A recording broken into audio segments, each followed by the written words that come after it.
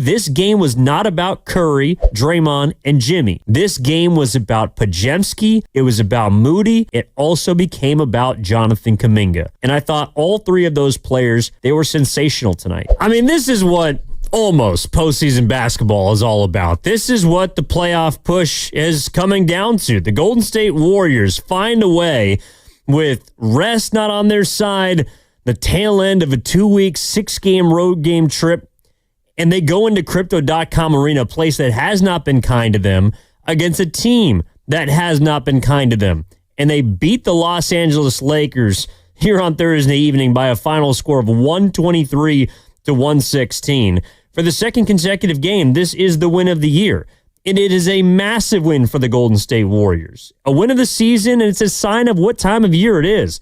They're 45-31. They're holding on to the 5th seed right now in the Western Conference. A half game over Memphis, half game up on Minnie, 1 game back now of the Lakers for the 4th seed with 6 games left to play.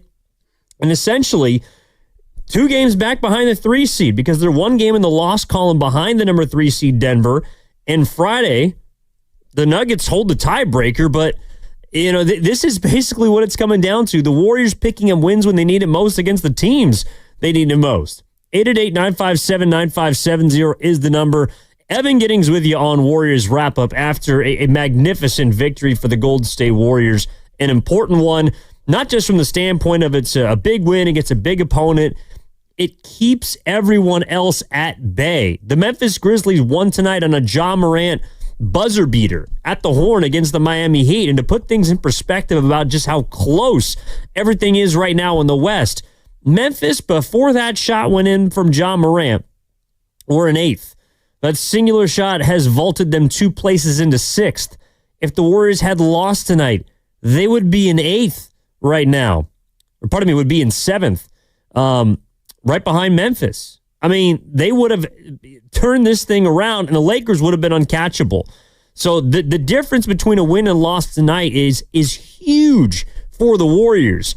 And that doesn't even scrape the surface of the individual performances that were necessary to get this game done. To me, this was, if you're talking about necessity, Tuesday night, Memphis got to get a game. First of 4, right? You play at the time, the 5, the 4, the 3, the 2. 4 straight teams that are of high quality that you're going to have to go through at some point in the playoffs, but also if you're going to get out of the play-in. That game against Memphis was one you had to get against a team that was reeling. While they turned it around tonight, they haven't been playing great overall. And they played out of desperation, and the Warriors weathered that storm 134-125.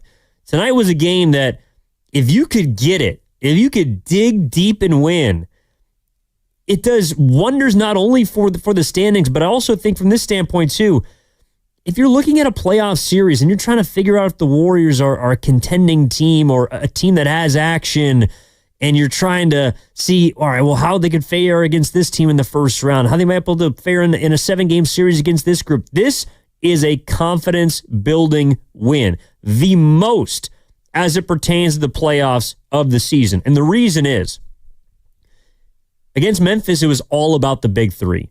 Curry had 52. Jimmy nearly had 30. Draymond Green was awesome and had a triple-double.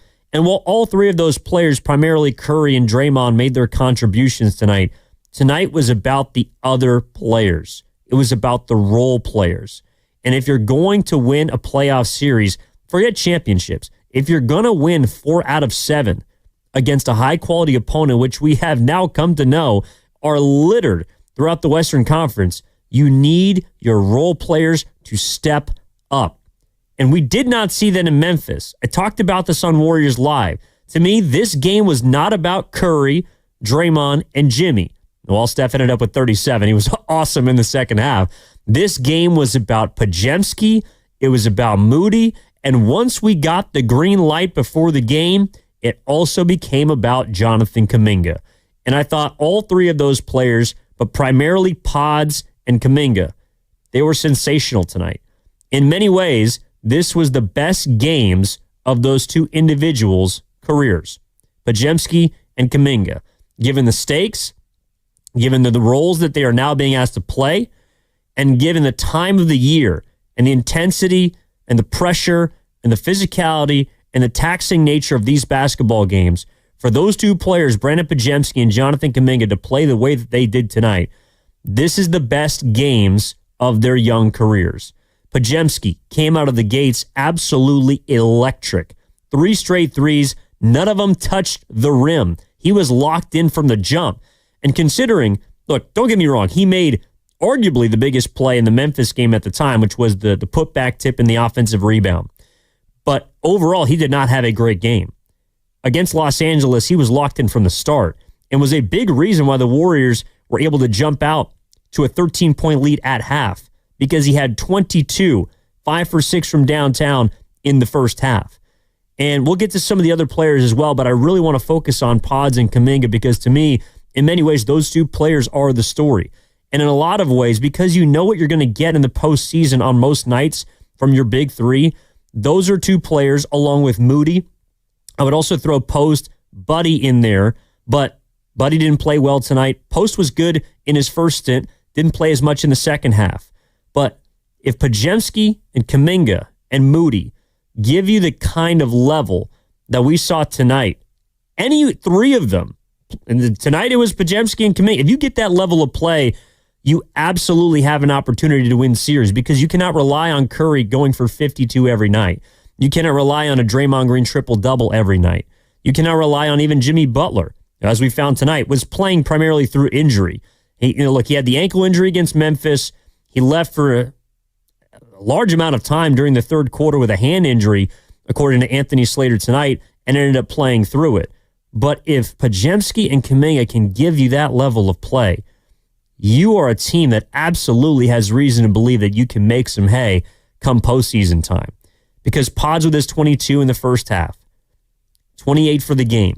And Kuminga, I mean, quite simply, this is the best game. Certainly we've seen him play post-injury, but given the circumstance and given, I would even argue, the role that he's asked now to play as the sixth man off the bench, a guy that is given an opportunity to come in, he made an impact right from the jump that I have not seen since before the injury.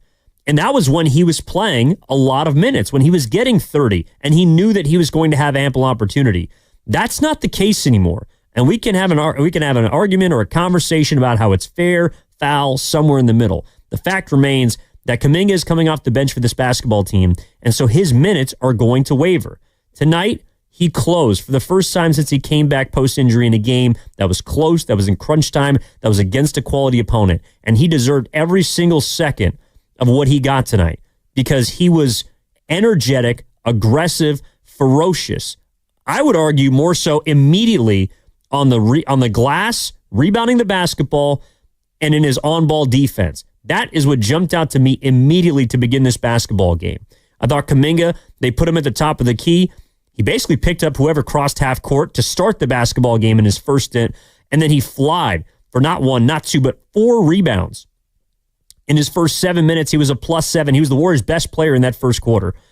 And that's the kind of tone that he set for himself across this game. I mean, looking at his total line, he stuffed every single part of the stat sheet. 18 points, 7 of 12 shooting, 1 of 3 from downtown. Yes, he did miss a couple of free throws, but more importantly, 9 rebounds and 4 assists. I thought Kuminga was awesome, and he did it all in 25 minutes. And if he continues to play like that, his minutes total is going to grow. Moody, I thought, was good tonight. He was certainly better, I thought, overall, his game through the full 48, the 29 that he played, than he was against Memphis. He hit the biggest shot, obviously, the dagger.